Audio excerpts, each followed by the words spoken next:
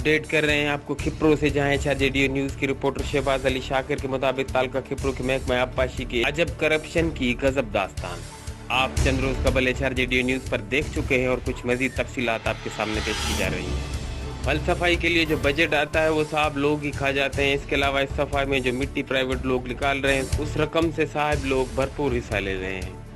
Private लोगों की तरफ से 60वां शाख, शाहबख्श शाख, खिप्रोवा और उससे निकलने वाली दीगर शाखों की मिट्टी उठाई जा रही है और ये मिट्टी अपने मनपसंद जगहों पर ढूंढ ढूंढ कर इस जगह से निकाली जा रही है जिससे मिट्टी ना हो कोई सोना चांदी के खजाने हो।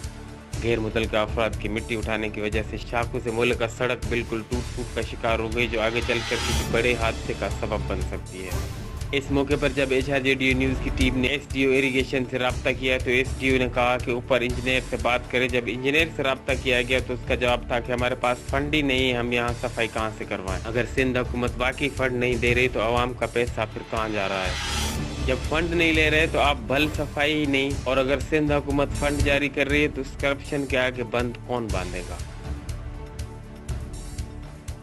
HRJDO न्यूज़ से अब तक के लिए बस इतना ही। मज़ीद खबरों और अपडेट्स के लिए देखते रहिए HRJDO न्यूज़।